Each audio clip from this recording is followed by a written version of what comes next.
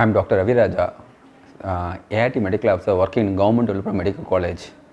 So I am in today as a guest lecturer in ES Nursing College on World Hepatitis Day about hepatitis and PEP, post-exposure prophylaxis after needle stick injury. So in World Hepatitis Day today, we have been honoring in the ES Nursing College about the World Hepatitis Day, about the hepatitis B and C. So our topic is about hepatitis B, how the mode of transmission is done, and what are the prophylaxis has to be taken, and what are the prophylaxis not to be followed, and if we got a needle stick injury, what type of vaccine, what are the vaccines should be done, how the immunoglobulin is done, and what are the immunoglobulins is that, what are the drugs has been taken, and what are the drugs not to be taken. So same thing in hepatitis C, we don't have vaccination, but we have only the drugs for hepatitis C. So as the drugs is available in the medical college, so now the hepatitis B and C, it's a treatable disease. Topic about the previously needle stick injury as the PEP, HIV in exposure. In HIV after exposure, you have to use how the measure has to be followed and what are the measures has to be not to followed and what are the precaution has to be followed.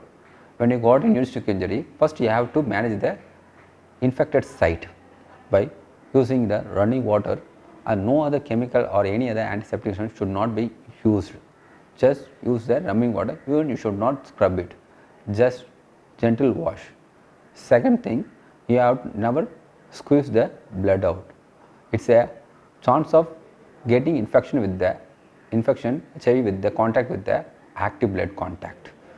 Third thing, never use an antiseptic, because antiseptic act as an chemical irritant and cause an vasodilation in that infected needle prick area and cause a massive blood supply and chance of getting HIV infection with that.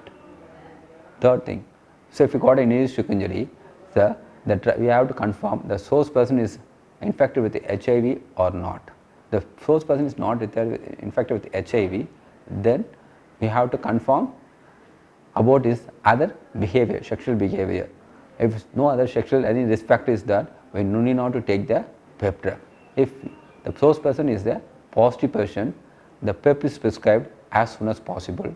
The PEP should be taken at first dose initial period at the time of prick, and at the evening at night time you have to take a fixed dose timing for 28 days. The drug is available in all the emergency department, a labor ward and ART. So the drug is taken for 28 days. After first dose, you have to confirm for the person is not infected with HIV, then ask them to continue the PEP drug for 28 days. After 28 days, the repeat test should be done after 3 months, and again 3 months, after 3 months, repeat test should be done. If during the 6 month period, the test should become negative. If the test is negative, then we declare him as a negative person. Till then, we will call him as an affected person. During that period, he should follow 4 criteria, that not to go for an unprotected sexual activity. Second thing, never go for a blood donation for 6 month duration, and not to stop breastfeeding and not to get conceived. So during this period, you should follow all these 4 criteria.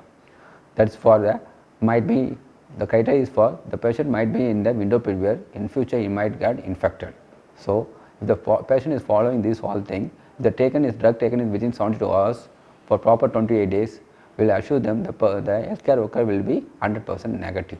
The drug is available in ART center at the free of cost for all healthcare worker.